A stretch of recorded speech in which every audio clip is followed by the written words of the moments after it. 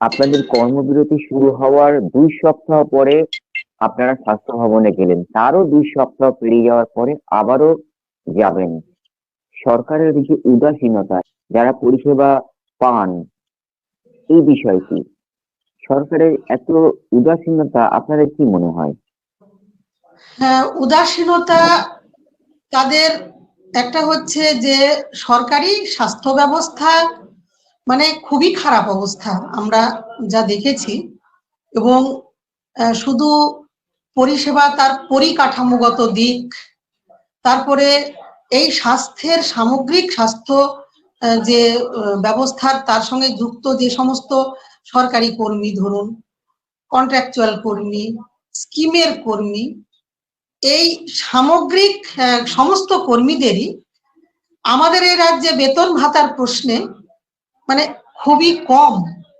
স্বাস্থ্য ক্ষেত্রে বরাদ্দও কিন্তু যেটা হওয়া উচিত সরকারের, সেই বরাদ্দের জায়গাতে যেমন কম, একটা পরিকাঠামোকে উন্নত করতে গেলে স্বাস্থ্য খাতে বরাদ্দ করতে হবে, এটা অনুদান ভর্তুকি দিয়ে হবে না।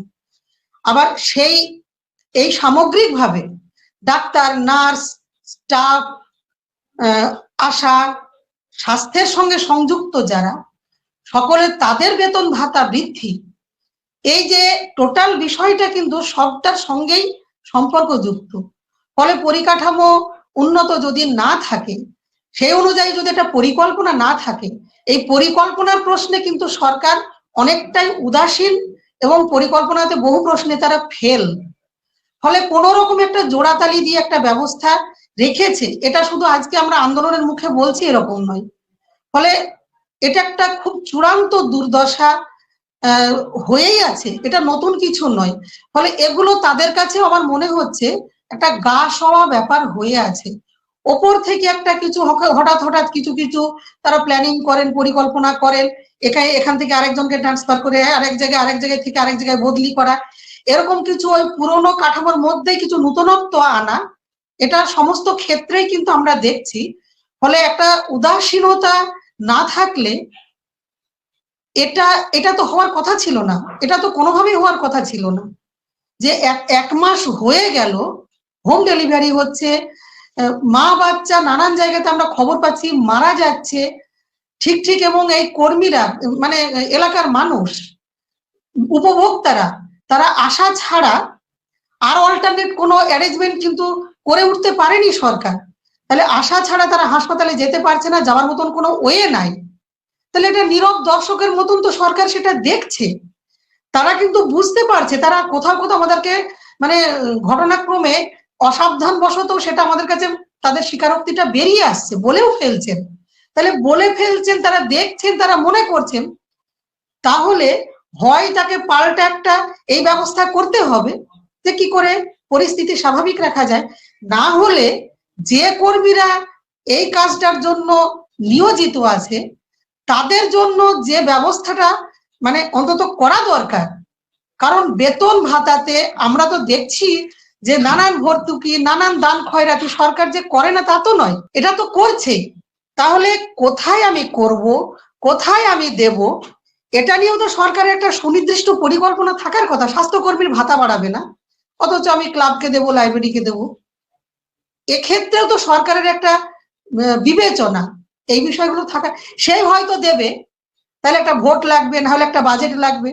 প্রয়োজনটা তো এখানে প্রয়োজনের নিরিখে দেওয়া, এই ব্যাপারে তো সরকার, আমি তো মনে করছি এটা উদাসীনতা আছে। প্রয়োজনের নিরিখে দিতে হবে। এই প্রয়োজনটা কোন বিষয়কে সামনে রেখে তাদের প্রয়োজন বোধ, এ প্রশ্ন আমাদের আছে, কর্মীদের মধ্যেও আছে, জনসাধারণের মধ্যেও আছে।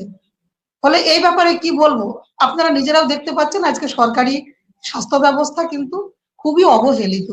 ফলে এই সামগ্রিক তার উন্নয়নের জন্য পরিকাঠামো লাগবে, বরাদ্দ বৃদ্ধি লাগবে, এবং সমস্ত কর্মীদের তাদের বেতন বৃদ্ধি, তাদের আরো সুবিধা।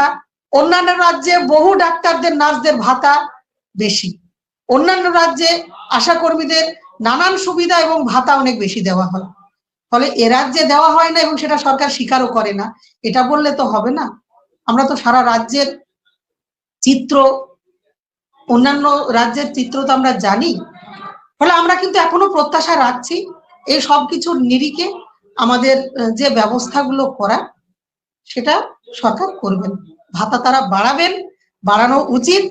আমরা যে দাবি করেছি 15,000 টাকা, অন্যান্য বিষয়গুলো ধরুন বকেয়া যদি আজকে তারা না মেটাতে পারে, কিংবা ধরুন আরো 2-4 মাস বাদে তারা দিল, কি হয়তো ডিউ বেড়ে গেল, এইগুলো নিয়ে না কর্মীদের হয়তো একটা অভাব থাকলেও অনেক অভাব, তাদের অনেক মনের কষ্ট, অনেক সমস্যা সমাধান হয়ে যেত, সমাধান হয়ে যাবে যদি সম্মানজনক একটা ফিক্সড ভাতা তারা বৃদ্ধি করে।